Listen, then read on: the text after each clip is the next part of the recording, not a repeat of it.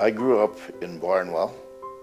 I was actually born in Welling, lived there in my infancy, and we moved to Barnwell in 1943, where my father bought a farm and started growing potatoes, vegetables, and was instrumental in starting irrigated farming for produce like potatoes and corn and all the various vegetables. Well, my father, of course, when he started farming, it was a mixed farm, and he had cows, and of course milk was a staple at that time, so I was asked to milk the cows, which I did not like. Did the chores. Irrigation farming at that time was wheel moves and pivots were nowhere on the scene at the time. When I was young, they called hand moves, so 3 or 4 times a day you had to go out there and move a half a mile of hand move, and I guess I built up strong legs, and that was my activity and that was my duty. As in high school, I wasn't a scholar. I guess I had the ability to be a good student, but I decided that I wanted to go to university, and first I went to Olds College took an agriculture course, and then after that I went to Mount Royal College.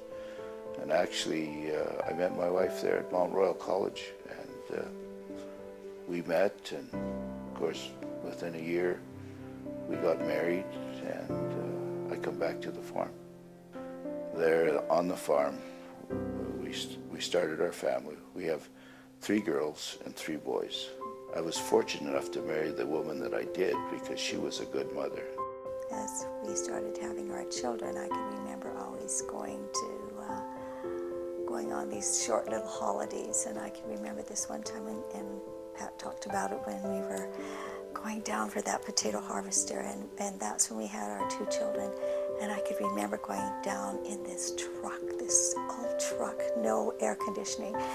We had water in our truck, and I used to just get a face cloth and wet it down and rub my kids' faces, and we'd have the windows wide open because it would be so hot.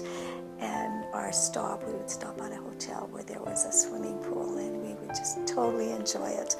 And I think back now, it was fun. I could only spend 2 or 3 days holidaying, and then I get restless and I want to come back home and do business. So what I tried to do was amalgamate the business and holiday together, so I killed 2 birds with 1 stone.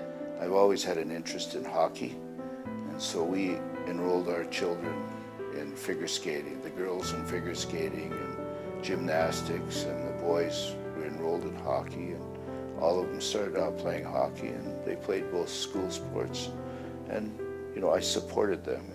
I was like any other normal father, wanting their children to excel in whatever they did.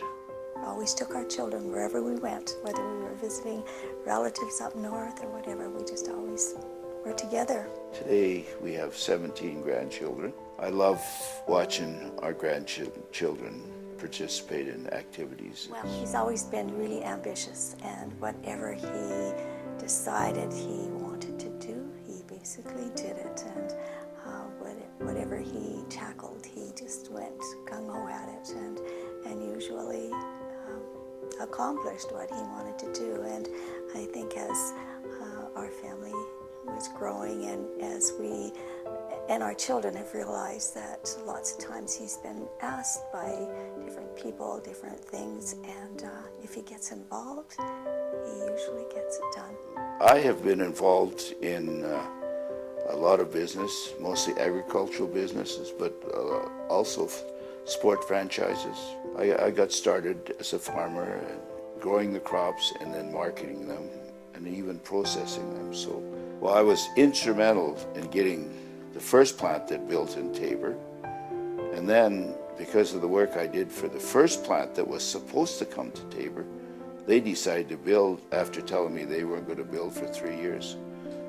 We soon found out that both plants were, there was enough land and irrigation for both plants to operate. And McCain Foods and ConAgra Foods are giant competitors. It's like Raymond and Cardston playing basketball. If one does, the others. In Alberta right now, aside from energy, oil and gas, our biggest industry that's going to happen is renewable resources, and that's agriculture.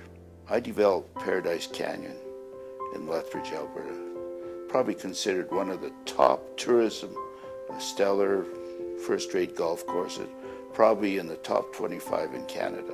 When I did that skip development to build that golf course, they made me do the sizing for water and sewer for 3,800 homes. Currently, that's where Lethbridge is. The bulk of West Lethbridge is being built right now. I was also involved in the largest private irrigation project in Canada, which incidentally, the Mormon Church bought that land. They bought it, and that's part of their welfare farm program right now. I like to do things. I really like to promote events. We had what we called a potato harvest ball, and a lot of the elderly people recognized Catherine McKinnon. So I promoted an event where we brought her in. At that time, Tabor had a curling rink, they had a recreation, a hall, community hall, and a hockey rink together. Well, it burnt down. And so I become the fundraising chairman to build a new community center. And anybody that's been in Tabor, you'll see the hockey rink, the swimming pool, the curling rink, and the community hall, the hall there.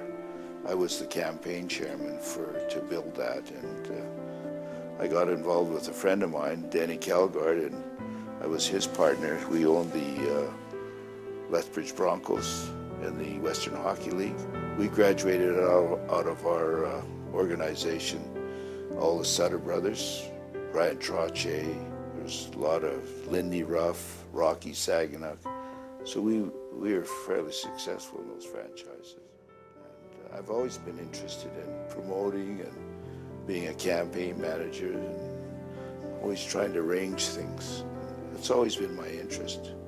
I really become interested more so, in the last 5 or 6 years. I was president of the Cardston Tabor Warner constituency for the last 3 years. I have driven this constituency for the last 3 years from the West End, Waterton Parks, the Boundary Creek area, down to Coots, driven that highway through Etna to Milk River. In 3 years, I have to tell you, I know exactly what's going on in this constituency. I can recognize the problems in each of these areas, and I think that's a big asset. I think one of the problems of people that represent us today in government, they fall into the category as, and I don't mean to insult anybody when I say this, but they just do not have enough experience. But they have never been run over by a truck. We know when you get run over, you have to pick yourself up, and theory is one thing, but being practical is another. You can't be a good, skilled tradesman unless you've gone through the apprenticeship program. Anybody that thinks that they can just go take the theory and go do it, it doesn't happen. You really have to get dirty. You have to work the ground. You got to get your hands dirty. You got to get calluses. And that's what I've done all my life, and that, I think, is a real strength of mine. This last few years, I guess, I think he's very interested in helping people, and I know that lots of people have come to him on different things, and he's always just said, well, if I were you, I would do this. And he has lots of people coming and just asking him little things, and he's always willing to share whatever he knows with them rather than saying, I don't know. He usually will say, well, let me see if I can find out for you. And he's always willing to help and do whatever he can.